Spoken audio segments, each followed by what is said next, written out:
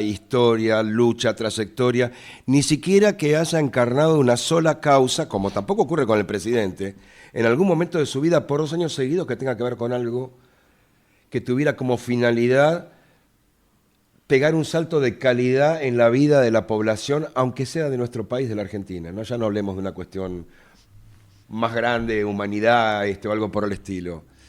Y es simplemente escuchada, parada atrás de un atrio. Yo voy a decir una barbaridad, te dije el otro día, esta mujer tiene errores de ortografía hasta cuando habla. Sencillamente porque los que están enfrente están a tiro de la lapicera de esta mujer para un conchavo más, un conchavo menos, un negocio más, un negocio menos.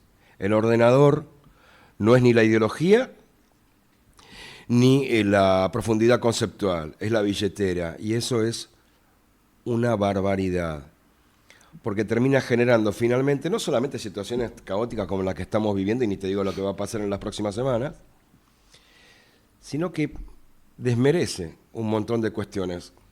Toda esta vertiente del prebendarismo, de la cuestión prebendaria, nuestro amigo común Javier Nocero te puede hablar de esto bastante también, porque alguna vez lo hemos charlado durante bastantes semanas, disminuye la democracia. Cualquiera cree que puede ser cualquier cosa. Yo tengo derecho de decirle a un montón de gente que nadie querría tener de presidente del consorcio a un señor como el presidente de la República, que nadie querría tenerlo de presidente de su sociedad de fomento. Estoy casi seguro. Por las características de violencia personal, por las características de autoritarismo, por las características de irracionalidad y de nula capacidad de convivencia. Affecto societatis, decían en alguna época. Mirá, sabés que hace poco salió una nota, no sé si en la política online, donde decía justamente esto. Parece que bastante antes de ser conocido, el presidente vivía en un departamento que le había dado el padre en el Abasto, y cuando se fue un alivio para todos los vecinos, porque decía que era un caos, que los perros ladraban, que no discutía con todo el mundo, que pasabas por la puerta y había un olor infernal. Así que tiene que ver. No, pero es que hay una cuestión de sentido común. Vos agarrás y decís, che, vos podrías tener en serio, Tazara, Marcelo, en el consorcio, y cuando quieras vamos a empezar hablando así directamente, un vecino, por llamarlo de alguna manera, que reputee a todo tipo, o descalifique o niegue a todo tipo que no coincide con su postura. Bueno, Carlos, lo hemos sufrido todos esto en un consorcio. En un consorcio lo hemos sufrido todos. Sí, es cierto, algún incivilizado hemos tenido. Incivilizado. Fundamentalmente, mira, vos lo debes haber conocido, Eduardo Pasalacqua. Eduardo Pasalacqua fui uno de los tantos tipos que él intentó formar, por lo menos. No sé si lo logró, pero intentó. ¿El historiador? El historiador. Vos sabés que, voy a contar una anécdota de color. Sí, dale. Yo fui amigo de Honorio, del padre. Honorio Pasalacqua fue el que llevó la cabecera del cajón de Palacios en el 64, cuando muere Alfredo Palacios. Era un gran socialista. Sí, sí. Y era socio del club al que yo iba. Y mi primer laburo fue de cadete a los 15 años en un lugar, que te podés reír, Dayana, vos que sos allá del litoral. El tipo era el presidente de la Confederación Argentina de Bochas. Y precisaban un cadete 2 veces por semana. Y yo laburé con el padre de Eduardo. Después con Eduardo, obviamente, con Pasalacqua, desfilamos por infinidad de lugares porque era un disertante interminable. Y excepcional. Sí, claro. Y excepcional. Sí, no sabía. A ver, dale. Él decía que si hay algún lugar donde no se ve cultura democrática, es en un consorcio. ¿Por qué? Por estos personajes que vos decís, y porque en general el consorcio lo manejan las 2 personas mayores, no quiero decir viejos ni viejas, que tienen mucho tiempo junto con el portero. Entonces hacen y deshacen junto con el administrador lo que quieren y pasan estas cosas. Es lo más antidemocrático que hay. En un consorcio que funcionara democráticamente, estos personajes no existirían, claro, porque se uniría el poder soberano, que es en este caso los inquilinos, o los dueños, o los propietarios, para que estos personajes no estén. Entonces funciona así porque estos personajes casualmente tienen un poder que no es democrático, no es un poder soberano. La pregunta, Marcelo, es si nadie lo hubiera votado para presidente del consorcio del Club de Barrio, ¿por qué carajo lo votaron para presidente de la República? Para que no ganen los Cuca. A mí me parece, Carlos, que lo que no tenemos en cuenta es el laburo del neoliberalismo cultural del 75 hasta ahora. No lo tenemos en cuenta. Mira, el otro día me dieron una distinción en el Consejo Deliberante, en la legislatura de la ciudad, porque declararon mi libro de interés cultural. Y una diputada dijo que uno de los problemas que ella está viendo en la sociedad argentina es cómo nos han insensibilizado. Nos han insensibilizado, cada día estamos menos sensibles. Entonces, un personaje como este, que no tiene ninguna sensibilidad de nada, que no tiene una conciencia de nada, está manejando los destinos de los argentinos. Es terrible. Es cultura. O sea, acá el problema no solo es político, sino cultural profundo. ¿Qué nos pasa? ¿Qué nos pasa como sociedad? Ahí ahora vamos a meternos en el tema por el cual te convocó Raúl para hoy y yo le dejo la posta a Raúl por un rato, pero ya que insinuaste subir, nosotros decimos subir a la terraza, cuando nos vamos a poner a hablar de una cosa más importante, nos vamos a la terraza. Los locos de la azotea. Algo de eso, muy bien. Habría que discutir en algún momento si la Argentina somos los argentinos o es una entelequia, como una sociedad anónima, una CRL o lo que fuera. ¿Querés que te conteste muy duramente? Sí. Muy duramente. Esto es muy duro lo que voy a decir. Yo siempre tuve la idea de que uno de los problemas que tenemos es el nombre. Argentina viene de Argentos y Argentos quiere decir plata. Me parece que este fue un país construido nada más que, o no totalmente, ¿no? Hay muchas excepciones, hay mucho movimiento en contra, el irigoyenismo fue uno de ellos. Uh-huh. El irigoyenismo fue uno de ellos. En la lucha contra el positivismo, contra esto de que lo único importante es la plata. Uh-huh. O sea, la mayoría de los inmigrantes en la Argentina vinieron a hacerse la América. Sí, claro. Y hoy seguimos con la misma idea. Muchos de los argentinos que manejan el poder en la Argentina siguen haciéndose la América. Interesante. Es como decía Pizarro, no vine a evangelizarlos, vine a llevarle su oro, vine a robarle su oro. Hay un tema que hay que volver a definir. Vos sabés que sistemáticamente este programa lo hacemos hace mucho tiempo y cuando se pone media espesa la cosa yo recuerdo la definición de primaria de Argentina. Una nación es un conjunto de hombres y mujeres reunidos sobre un mismo territorio en búsqueda de un destino común y compartido. Es tan fácil y tan insultante que es muy fácil quedar afuera o quedar adentro de un concepto de esta cuestión. Era un concepto de primaria, de quinto o sexto grado de primaria que nos enseñaban las maestras. A mí, digo, no es a uno que tiene 60 y pico de años, a cualquiera que se ponía a pensar para entender que era un objetivo de la docencia pública en la Argentina, que entendieran lo que te decían. Aquellos viejos maestros que hoy ya no están. No, porque en realidad cuando se habló, y la esposa de Raúl tiene una mirada distinta, cuando hubo una gran crítica al enciclopedismo, lo que nunca se dice, que el enciclopedismo con el que nos formaron fue profundamente racionalizado. Nunca tuvo por parte del magisterio una imposición, las cosas son así porque son así. Yo le contaba a Raúl, lo hemos charlado acá, yo crecí haciendo debates en la primaria y en la secundaria, sobre dos posturas antagónicas en un momento determinado. Moreno y Saavedra, debe acordar de la primaria, digo, no hace falta que se... Sí, clarito. Pero vos fíjate que, ya que fuiste a Moreno y Saavedra, vos fíjate que casualmente las mentes democráticas de esa primera junta, que fueron Castelli, Moreno, Paso y Belgrano, todos terminaron aislados, todos los terminaron corriendo o matando, y triunfó el conservadorismo de Cornelio Saavedra, triunfó el positivismo en cuanto a una proyección de una nación en serio, y no nada más que, como decía Sarmiento, nada más que una factoría. Nosotros, yo creo que el radicalismo es un movimiento fuertísimo contra ese positivismo para humanizar este país, que nos hubiera llevado a una cultura democrática que todavía no tenemos. Hay mucha gente que me pregunta ¿por qué no podemos salir de esto? Porque no tenemos cultura democrática todavía. No tenemos cultura democrática. No tenemos eso que vos dijiste, ¿viste? Una nación integrada en pos del bien común. Vos sabés que me hiciste acordar hace unos meses, o el año pasado, no me acuerdo, llamamos a un joven concejal de 3 de febrero que se llama Maximiliano Grasunger. Y yo cometí el error de decirle lo que la democracia todavía le debe a los argentinos. Y el chico tiene 30 años y me dijo, no somos nosotros los que estamos en deuda con la democracia. Me pareció genial. 30 años. Y el tipo agarró y sin decir aguabá te dijo, no, somos nosotros los que estamos en deuda, está diciendo lo que estás planteando vos. Todavía no llegamos. Claro, el tema No. es ese, sí, no llegamos. Claro. Sentate acá un rato con Raúl. Los voy a dejar un rato. Sí, ojalá, sí. Haremos nuestra parte hasta que se llegue, si no, ¿no? No, lo quería presentar oficialmente Sí, claro. a Marcelo, que es un amigo nuestro. Marcelo es veterinario, docente universitario.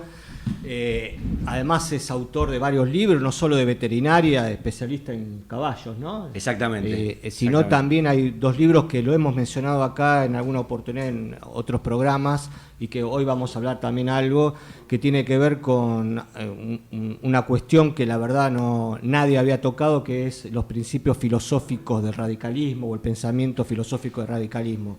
Pero además Marcelo es miembro fundador de lo que se ha denominado el Club Político por la Convergencia Nacional y Popular, que está organizando una actividad muy importante para la semana que viene.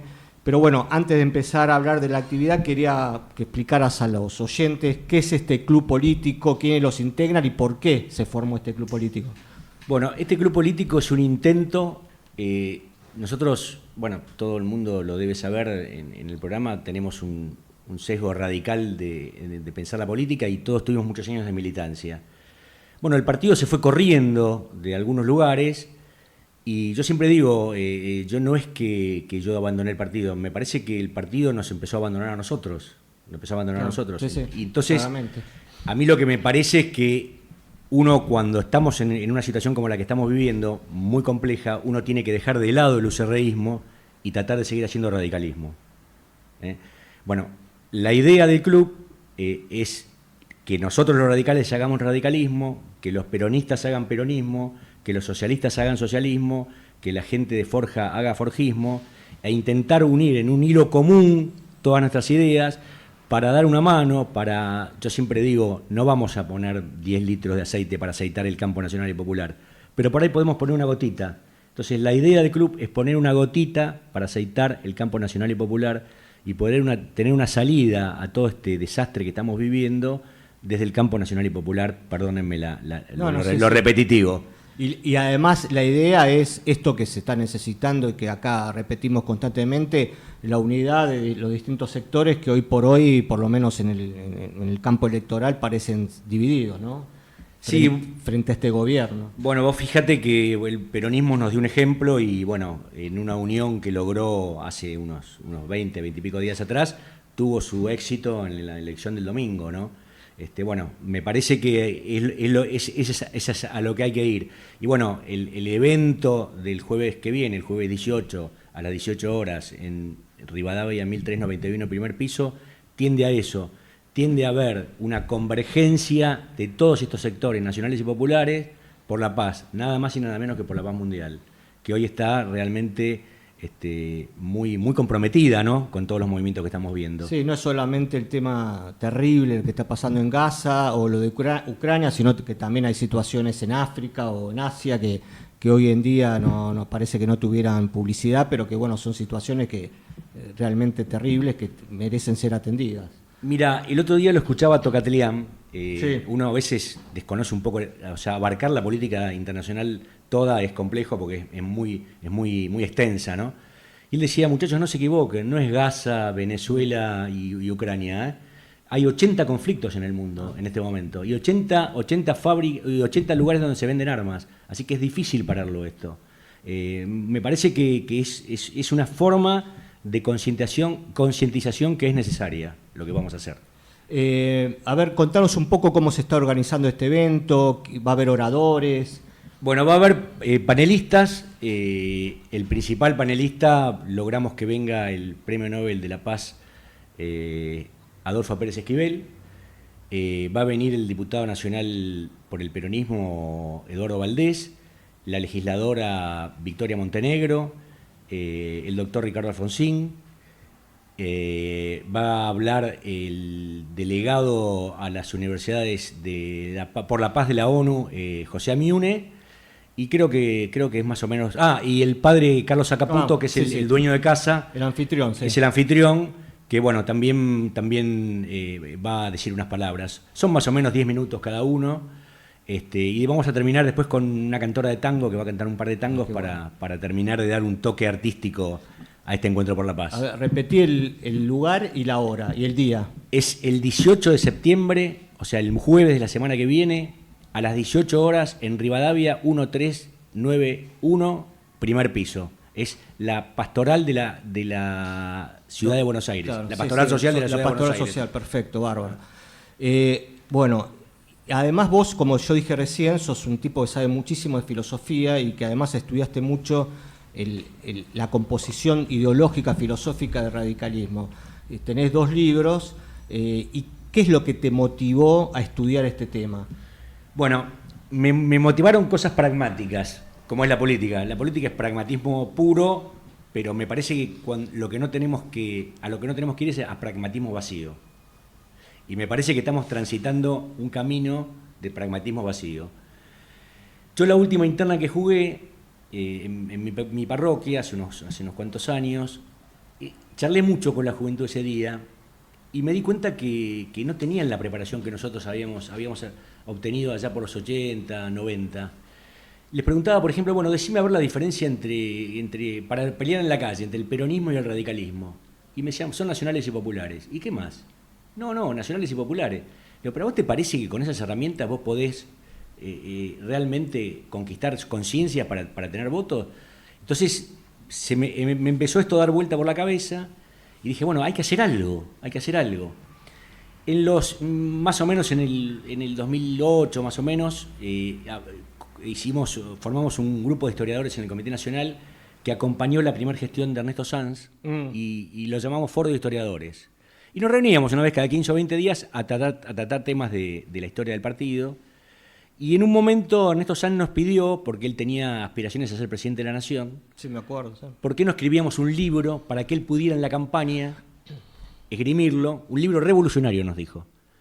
O sea, con nuestro sesgo revolucionario. El Partido Radical es un partido revolucionario. Es el único partido revolucionario que llegó al poder en la Argentina. El único partido revolucionario que llegó al poder en la Argentina. No terrorista, revolucionario cívico-militar. O sea, las revoluciones que hacía Irigoyen y Alem eran con los militares y con parte de la sociedad. Empezamos a escribir cada uno su parte. A mí me habían tocado 2 capítulos. Me había tocado la filosofía política del partido y las diferencias con el peronismo. En un momento Ernesto Sanz desapareció, se bajó de la candidatura. Bueno, y no se nos fue por dio, otro lado, además. no nos dio más bolilla, quedamos colgados de la palmera. Y bueno, yo le dije, muchachos, yo no me quedo con estos 2 capítulos, yo sigo escribiendo. Todos me dijeron, bueno, sí, no hay problema. Bueno, y salió el primer tomo. ¿Cómo se llama el primer tomo? El primer tomo se llama Las raíces filosóficas del pensamiento radical y como subtítulo, Las diferencias ideológicas con el peronismo. Son 2 libros en uno. Sí, sí. Empecé a leer, empecé a tomar conocimiento de todo esto, pero tenía un grave agujero, un grave vacío. No había libros de krausismo en la Argentina. Y todos sabemos que Krause, Karl Friedrich Christian Krause, fue el inspirador de Irigoyen filosóficamente, junto con Immanuel Kant. Entonces empecé a buscar y me era muy difícil encontrar libros. Hasta que un librero que tenía una librería que se llamaba El Cliptodón acá en Ayacucho y Viamonte, me dijo, mirá, hay unos libros de Hispamérica donde hay un libro de Krauss. Le digo, ¿no lo tenés? Yo te lo compro. Y me dice, no, mirá, lo vendí, pero buscalo, lo vas a encontrar. Son unos libros azules que salieron allá por los 80 con muchos filósofos. Y después de mucho caminar, encontré uno en una librería de usado de la calle Corrientes. Ahí empecé a leer un poco más. Hay algunos libros escritos por radicales sobre esto. Hay un libro de Álvarez Guerrero de los 80 que se llama La ética radical y el krausismo, que es muy interesante. Pero no me alcanzaba, había que desarrollar el tema más profundamente. Y un día tuve la suerte, el encuentro cósmico, como lo llamo yo, de encontrar una librería que quedaba sobre Tucumán, casi esquina Callao, que se llamaba Librería Universitaria, muy chiquitita. Y entré a ver libros y vi todos unos anaqueles, toda una biblioteca donde había libros sobre krausismo. Ah, mirá.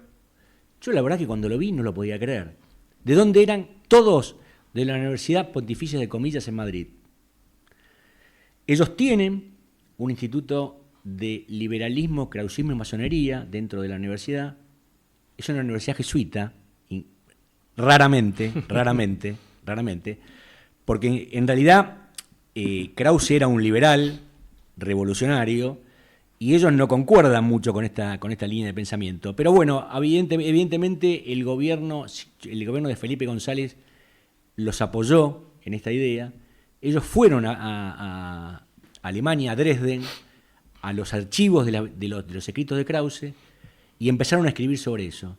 Y yo estoy seguro, yo después tuve contacto con el presidente, con el director del instituto, que se llamaba Enrique Menéndez Ureña. Yo me mandé muchos mails con él, y yo creo que se enamoraron de este filósofo, los jesuitas, y empezaron a escribir, y hoy tienen escrito más de 25 libros sobre el tema, desde diferentes lugares. Sí, sí. Desde diferentes lugares. Perdón, sí.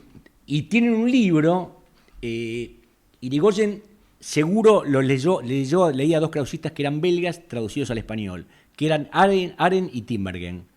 Y tiene un libro, que evidentemente sacaron mucho material de la Universidad de Bruselas, escrito sobre Tinbergen, que tiene 700 páginas, e Irigoyen decía que Tinbergen es el filósofo más brillante que él había leído, y que él lo creía, por lo que escribía, de una catadura espiritual superior. Lo dice en el libro de Manuel Gálvez, esto, que pensaba Irigoyen de Tinbergen. Sí, sí. Bueno, ahí empecé a escribir y me di cuenta que tenía para varios tomos. Voy por el segundo, pero creo que tengo para 1 o 2 más. Así que bueno, por lo menos hay algo que va a quedar sobre toda esta historia, ¿no? Los libros, los 2 tomos son importantes, muy interesantes para leer, y se entiende además, eso es muy importante. Pero ¿qué 2 o 3 puntos de la filosofía radical vos destacás, digamos, como básicos? Sí, no, ya sé, pero bueno. Dale, Carlos, decí por favor. No, lo que pasa es que hay que entenderlo a Hipólito Yrigoyen como maestro de filosofía en el Normal 1. Ah, claro. Era docente del Normal 1, claro. Bueno, de esa materia. Cuando vos vas a ese enorme pensador, que además formaba mujeres, lo cual es rarísimo. Y con método krausista. Vos sabés que no daba clase parado en el frente del aula como comúnmente se hace en casi todos lados. Él les daba material a las chicas para que leyeran y después había un debate. La pedagogía moderna. La pedagogía moderna, claro. Hace 130 años atrás. O sea, un revolucionario en serio. Sí. Yo creo que estos tipos fueron tan revolucionarios, Krause e Irigoyen, que la historia los tapó. La historia los tapó a propósito. Krause hablaba, ahora después vamos a lo que... Sí, pero Krause hablaba de los derechos de las mujeres, sí, de los viejos, de los animales y de la tierra a principios del siglo XIX. Había que taparlo. El que tenía que triunfar era Hegel, que nos llevó a todo lo que somos hoy como humanidad. Hablaba de la paz, hablaba de la unidad de Europa. Yo creo que parte de la unidad latinoamericana de Irigoyen tiene que ver con la idea de Krause de la unidad europea. Absolutamente. Y vos sabés que cuando Irigoyen es interminable en serio. Pues yo pocas veces he leído de acá y del mundo un tipo que tuviera algo que... ¿Te acuerdas que hablábamos la semana pasada de su lógica? No sé por qué salió el tema, pero sale todo el tiempo. De un hombre que no había salido nunca de la Argentina, de denunciar la Liga de Naciones, anticipar una guerra 10 veces más sanguinaria en los próximos 20 años. Esto lo hace en 1919 y en 1939 arranca la Segunda Guerra Mundial. Y al mismo tiempo, el tipo que tenía... Esto es rarísimo. Cuando vos vas al sepulcro de Irigoyen, ves las placas de los gremios. Hay placas de todo tipo ahí en el monumento a los caídos del 90 en Recoleta. Sí, ahí está Lenin. Pero mi impresión de muy pibito fueron los sindicatos. Porque había una construcción cultural posterior que el sindicalismo era peronista. Y sin embargo, el sepulcro de Hipólito Yrigoyen está rodeado de reconocimientos de todos los sindicatos de ese entonces. Hasta que entendés algunas cosas. ¿Sabes quién inventó los puestos de diario para que no se mojaran los canillistas? Hipólito Yrigoyen. Parece una estupidez. No sabía. Los tipos se les decía Sí, canillitas sí, porque sí. en invierno les chorreaba Sí. la nariz porque estaban a Sí, la sí, intemperie estaban- vendiendo diarios. Eran por lo general chicos también, Y vendidos. tenían que vender cientos de diarios por día para juntar unos centavos, qué sé yo. Y el tipo obliga a que se construya, que no eran como los kiosquitos de ahora, que son poco menos que un shopping, era un techito con una cosa donde se apoyaban los diarios y quedaban abajo de ese lugar para no mojarse. O inventa la Lotería Nacional, copiando la Lotería de Ciegos de España, para las mujeres solteras madres, para las ex prostitutas y para las mujeres abandonadas. Él crea la lotería, no para que se arme el emporio del juego que tenemos hoy en la Argentina, Marcelo. Claro. Hasta virtual y demás, donde estamos combatiendo en condiciones absolutamente mentirosas la ludopatía. La Lotería Nacional le daba a cada mujer 5 enteros de lotería por semana, que los vendía en la calle. Lo que les quedaba, que era el 30%, alcanzaba para la vivienda, para la comida, la vestimenta y la educación de los pibes. ¿Cómo podía tener una cabeza que diseñara, mandarlo a Moscú y crear las empresas de no. petróleo por América Latina y al mismo tiempo hacer estas cosas? No, además hizo planes de viviendas sociales que todavía están dando vuelta por ahí, los complejos ahí por el Parque de los Andes. El punto es la comprensión de que todo tenía como finalidad las condiciones de vida de las personas. Él cuando... Es curioso porque Irigoyen resuelve algo que no habían resuelto en Estados Unidos los que crean la Constitución, que es madre de la nuestra, en 1700 y pico. Vos debés haber leído sobre esto. Ellos estuvieron 3 meses parados en la Constitución norteamericana si ponían o no el concepto de felicidad dentro de la Constitución norteamericana. Es un debate interesantísimo viejo que cada tanto surge. Decidieron no ponerlo. Irigoyen, viste que dice, aunque sea que el pueblo un mínimo de felicidad. Él es el tipo que lo mete. Un mínimo de felicidad. El tipo lo mete adentro de la democracia. Sí, y genera acá una tragedia cuando Obviamente. dice eso. Pero vos me preguntaste eso y, No, y no, por pero suerte, está bien. por suerte me lo preguntaste y por suerte hablaste de Irigoyen. Irigoyen crea el estado de bienestar en la Argentina sin antecedentes teóricos muy fuertes, porque había alguna corriente en Francia y algo en Alemania y algo en Uruguay, de la mano de otro causista, Valle y Ordóñez, pero Irigoyen lo crea acá sin sustento teórico. Keynes no existía, o era un Nobel escritor. Sí. Y es increíble. ¿Y cuál es además de todo lo que hablábamos, de las viviendas, de YPF, de la fábrica militar de aviones, cuando Irigoyen se va de su primera presidencia, el obrero en moneda constante ganaba el 82.3% más. ¿Cómo no se puede contra eso? Es una verdad ineludible. Es una verdad ineludible. Por eso que cuando a él lo quieren reelegir, durante la presidencia de Alvear, los Estados Unidos mandan un tipo para estudiar a ver cómo podían hacer para que no sea Irigoyen de nuevo. Y el tipo que manda le dice, en un momento le dice, hay un artículo en Toda Su Historia. Le dicen, es imposible luchar contra este hombre. Y sacó el 64 o los 63 con Sí, el en el Sí, 20% sí, de los votos. arrasó, sí. Arrasó. Es muy interesante si lo encontrás un día. Raigal lo publicó. Yo le regalé un ejemplar a Alfonsín en su casa en un momento porque... Perdón, de Raúl, pero No. Sala dice cosas que uno ha hecho. Yo golpe pasé un día por la librería de Avenida de Mayo y Florida. Sí. Y veo que había 20 ejemplares de la carta de Hipólito Yrigoyen a Alvear en el 27. Hipólito Yrigoyen le escribió una carta de 80 páginas a Alvear es famoso. para que no mandara al partido a los conservadores. Que la publicó Honorio Pueyrredón en el 57, porque se iba a dividir el radicalismo. No lo sabía. Es La una verdad que no lo sabía. maravilla. Y el tipo se habrá sentado 2 días para escribir semejante cosa, y es un decálogo de todo lo que está bien en la vida, no en la política. Porque parte de este principio. Che, me parece que esta gente puede vivir mejor, que merece vivir mejor, que debe vivir mejor, que tiene derecho a soñar y a concretar ese sueño. Sí, después fueron banderas que tomó el peronismo, ¿no? Y que el radicalismo parece que en algún momento fue dejándola de lado. Sí, la discusión desde lo filosófico que planteaste ahora no solamente es importante, sino que es fundamental hacia el futuro. Si nosotros no logramos enancar un proyecto de país en una base que tenga una profundidad casi religiosa desde lo filosófico, vamos a tener un problema. No, y además saber quién es el verdadero enemigo, ¿no? Mirá, nosotros no podemos seriamente, como Argentina, que nos hemos independizado de un país imperialista, votar en Naciones Unidas en contra del derecho a Palestina a tener un país. Sí. Sencillamente por nuestro origen, digo. No requeriría demasiada profundidad, ¿no, Marcelo? Yo creo que si no volvemos a la causa contra el régimen, no hay salida. No hay salida. ¿Por qué? Porque el régimen es el que nos está saqueando. Nos sigue saqueando. Estaba escuchando ayer, 123.000 millones de dólares se llevaron de Argentina en 20 meses. O sea, si no tenemos en claro esto los argentinos, si seguimos pensando que el déficit fiscal o el superávit fiscal nos va a salvar, estamos en el horno. Si no logramos que los hombres sean sagrados para los hombres y los pueblos sagrados para los pueblos, si no logramos una unidad latinoamericana, es imposible. Porque solo, como decía un correligionario amigo mío, te casan de a uno. Acá hay que ir a una unidad latinoamericana sin ninguna duda. Hay que recrear el Mercosur con toda la potencia que se pueda. Si no, no tenemos salida. O sea, Marcelo, cuando... yo creo que el único que lo superó en nacionalismo y Hipólito Yrigoyen fue Arturo Illia. Sin duda. En las decisiones de Estado, sin duda. Digo, logró... Le costó el golpe de Estado también, digo. Además tenía una ilegitimidad de origen. Producto de la proscripción, esto hay que decirlo.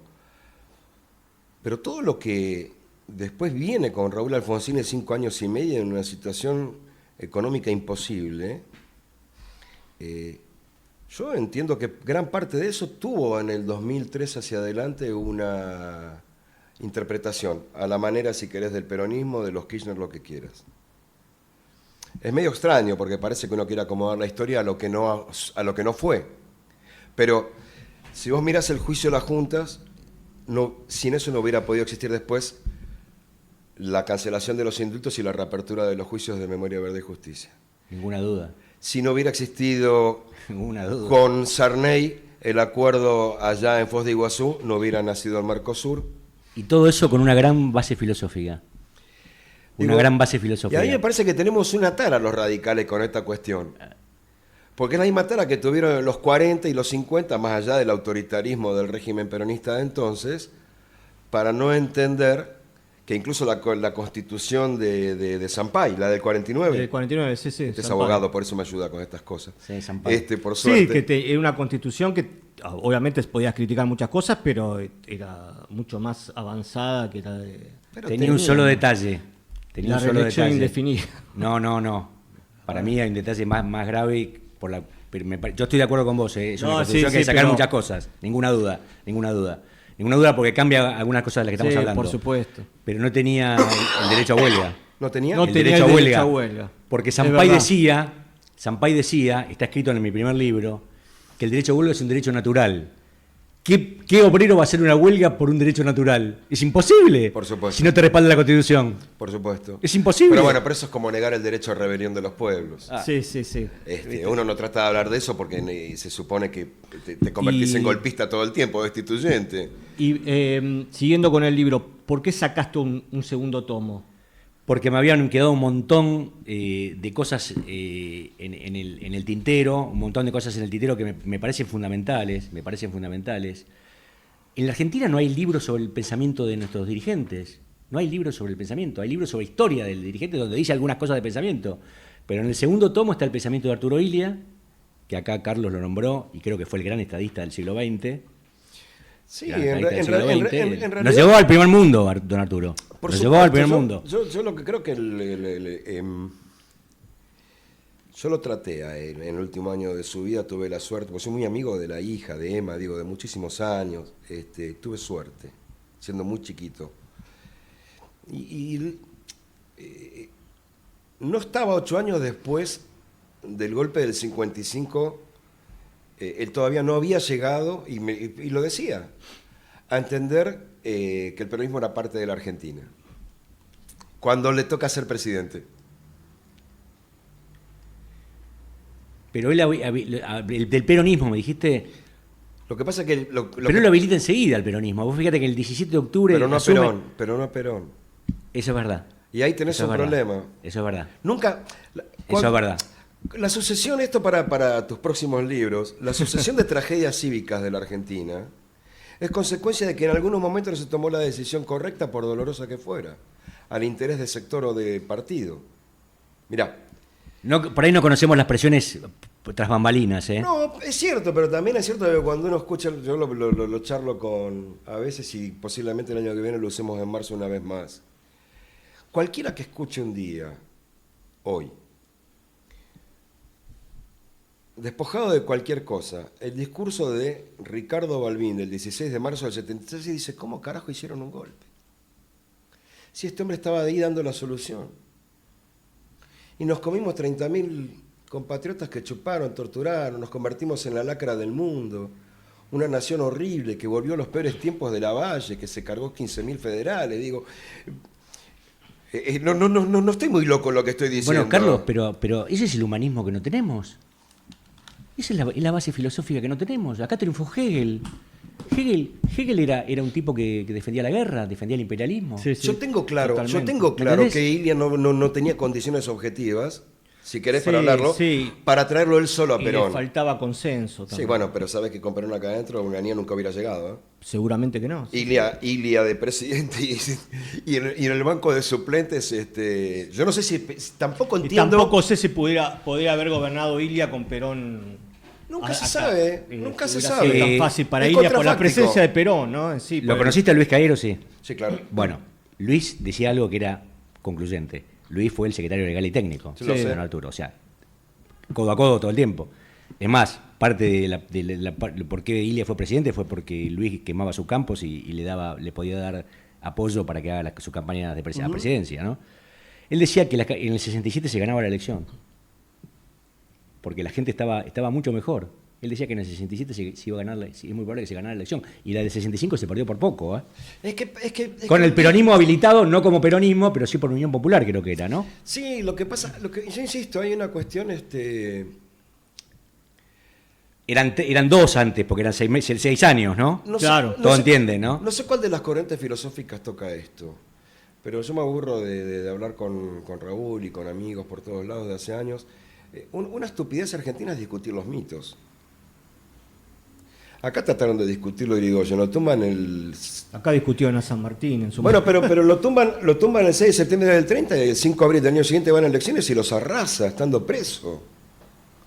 Claramente. Acaban de condenar a la expresidenta de la Argentina, proceso como quieras, y les acaba de ganar la elección y no paran hace 15 años de decir que es la suma de todos los males y perdiciones del país. Claramente. Y Y vos pero- prendés la nación más, y todo el tiempo la critican a ella. Sí. Todo el tiempo es A mí me da- sistemático. a mí me Es da- sistemático. No, pero ¿sabes cuál es el problema? Que esto es García Márquez, ¿no? Crónica de una muerte Sí, anunciada. sí. Esto les va a pasar porque niegan el mito. Con los mitos se convive, aunque yo puedo tener, como cualquiera, decir, es un mito. Pero a partir de que es un mito, le digo, miren muchachos, hay otro mito para los que no son creyentes, que lleva 2000 años acá, ¿eh? Y tiene sucursales en todos los países del mundo. Te diría que en la ciudad de Buenos Aires, una en cada manzana, más o menos. Pero por eso digo, hay una cuestión de sentido común. Entonces vos, en la facultad estudiábamos lógica proposicional. Sí, no me gustaba para nada, pero bueno. Bueno, porque tiene que ver con la matemática, seguramente te aburría Sí, por ese no lado. me gustaba. Pero él que está más cerca de la ciencia dura, de alguna manera, en parte de lo que Claro, estudió, claro. esto lo tiene un poco más soportado. Es una premisa Sí. para llegar a la conclusión. Los mitos son una premisa en un país. Si no repetís los errores, partís de negar que es lo mismo que meter una premisa falsa. Negar un dato de la realidad es lo mismo que meter una premisa falsa. Mira, lo voy a consultar a Marcelo, ya que lo trajiste de acá. Se me ocurrió algo. Vos mirá que a los 65 pirulos se me ocurrió algo esta semana. Es buenísimo. Sin renunciar a un gramo de mi radicalismo, ¿eh? El antiperonismo no permite llegar a un nivel de ciudadanía mínimo. No, claramente. Es como dice Ricardo, el gorilismo atrasa Sí, bueno. desde cualquier lugar que lo vea. Pero no desde te lo permite. filosófico, desde lo político. Pero no te permite, porque estás negando la existencia del otro sin siquiera ponerte a considerar nada. Digamos, no llegas a ser un ciudadano. Bueno, pero Carlos, vos estás vos vas a la entraña del movimiento cultural neoliberal. La negación del otro. Es lo que diste, escuchame, sos un filósofo, realmente diste, o sea, la negación del otro es lo que estamos viviendo. Vos sos un tarado, una rata, no tenés que existir. La falta de empatía, la La crueldad falta por total, sí. ¿viste? Vos sin el otro no existís, no podés transcurrir tu vida sin el otro. Sin tu amigo, sin tu pareja, sin tu Somos tus hijos. animales sociales. ¿no es Claro. cierto? Bueno, para ir terminando, la verdad que para hacer 2 horas de charla. Sí, además donde se juntan radicales es una tragedia. No, bueno, pero bueno. Hay una interna. Yo pido la minoría. Ese es otro problema. A ver, repetinos los títulos de los libros y dónde se pueden conseguir para aquellos que lo quieran comprar. Los libros yo le cambié el orden del nombre al segundo. Sí. En vez de las raíces filosóficas le puse el pensamiento radical y sus raíces filosóficas por un problema de marketing, porque un correligionario, Eduardo Zimmerman, me lo aconsejó y la verdad que tenía razón. Y están en la librería de La Mancha. ¿Qué te dijo Eduardo, perdón? Que le invierta, en vez de las raíces filosóficas y el pensamiento radical y las raíces filosóficas. Ok. Me dijo que que él lo veía con más. ¿El de San Martín? Claro, sí. Claro. Ahí en la librería de La Mancha, ahí en Corrientes y Riobamba lo venden en Aquilante, Rincón 79, y lo venden en la librería Cinco Esquinas acá en Libertad y Juncal. Y si no, bueno... Por internet, por ahí también. Por internet está en Mercado Libre. Ah, genial. Por internet está en Mercado Libre. Y bueno, y además le recordamos a todos y todas lo de la actividad esta tan interesante, tan linda del jueves, ¿no es cierto? Con tanta gente importante que va a estar presente, especialmente el Premio Nobel de la Paz, ¿no? Sí, sería muy importante que haya mucha gente apoyando esto porque, bueno, me parece que es urgente. Sí, pues la situación mundial cada vez está peor. Así sí. que... y ojo que lo tenemos un loquito que está intentando algo a no muchos kilómetros. Acá, sí, acá no. 3-4 mil kilómetros de acá, o sea, ojo esta vez, Ojo. Sí. Nos queda un minuto de programa. Le agradecemos a Marcelo Tazara que haya venido y hemos hablado con Darío Villarroel temprano, luego con el diputado Juan Marino y una reflexión hasta el sábado 20 de septiembre, víspera del inicio de la primavera. Día del Estudiante. Los que lo fueron antes, en la marcha cantábamos cuando éramos pibes. La semana que viene va a ser una semana compleja en el país, porque está en el tobogán el país. El país está en un tobogán muy pronunciado, que se agudiza desde que empezó este gobierno. Hay un problema con la dirigencia y hay un problema con parte de la población que perciben las cosas cuando las tienen arriba de la mesa, delante de los pies. Esto no. El primer día empezó el tobogán. Sí. El primer día que llega alguien que te dice que te va a sacar esto, aquello, lo otro, va en contra de la condición humana. Va en contra de la posibilidad. El problema nunca fue lo que le das al que está 5 escalones más abajo.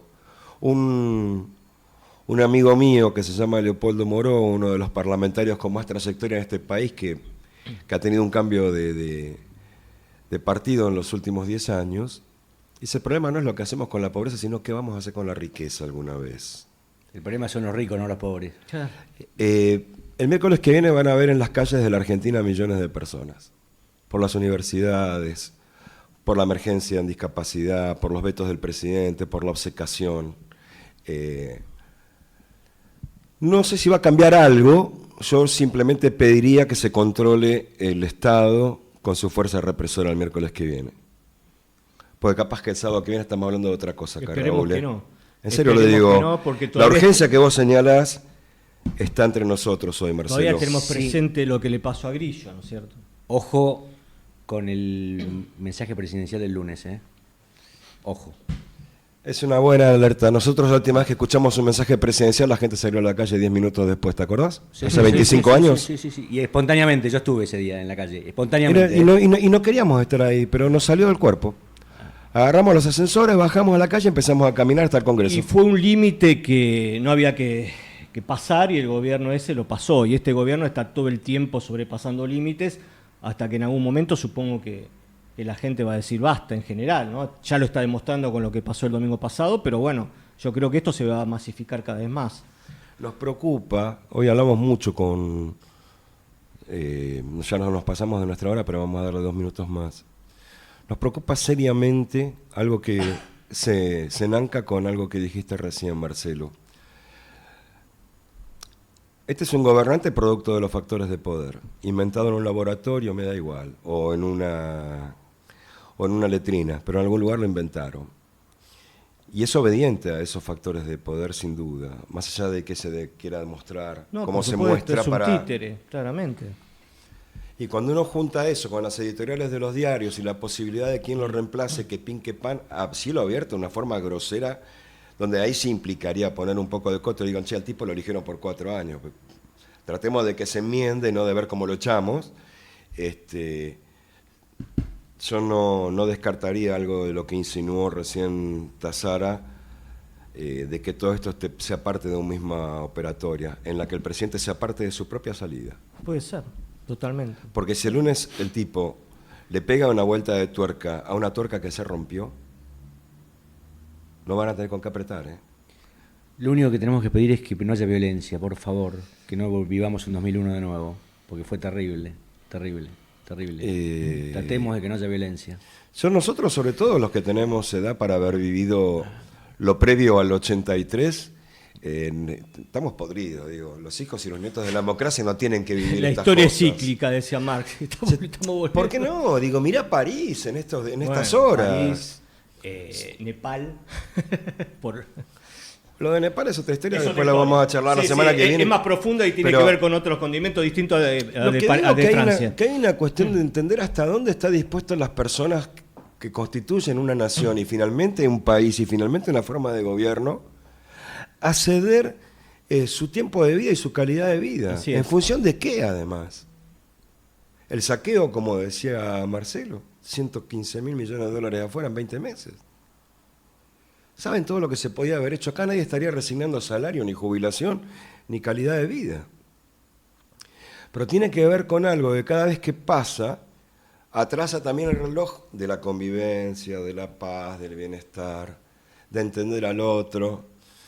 Se puede no estar de acuerdo con una persona, salvo que te quiera matar. Lo que pasa es que la acusación permanente a quien quiere dar algo a la gente sos populista. ¿Sos Bueno, populista pero o sos kirchnerista? Bueno, pero si querés, acá lo hablamos también, porque no nos divierte hacerlo.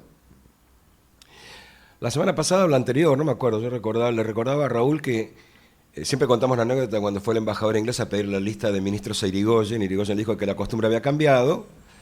Y lo que le hizo al día siguiente crítica y la prensa con la tapa del diario que le publicó una caricatura con todos los ministros que iban a hacer con orejas de burro. Sí. Lo habían jurado, Marcelo. Sí. Y cuando se murió, la prensa dijo se murió el comisario de Valvanera. El comisario de Valvanera. Se murió el comisario de Valvanera. Ajá. Pero digo, tienen una cuestión así tarada de la vida. ¿Qué creen que van a...? Digo, ¿no se dan cuenta que No, pero bueno, las fuerzas populares se tienen que dar cuenta, porque muchas veces terminan siendo funcionales a esto, ¿no es cierto? Lo estuvimos viendo hasta hace poco en el Congreso. No, lo vas a ver por muchos años más, porque en definitiva, digo, a ver... Digamos, yo lo repito, bueno, nos recontrapasamos del programa, pero falta grandeza de parte de toda la dirigencia para entender que el enemigo es el régimen que nos está gobernando y no es el peronismo, Cuca o... No, pero digo... Así empezaste vos, Carlos. Así empezaste vos cuando yo llegué a contar esto, lo que está diciendo él. Tenemos que tener claro a dónde está el adversario, si no... Es que, ¿sabes qué pasa? Yo creo que hay un tema que es central.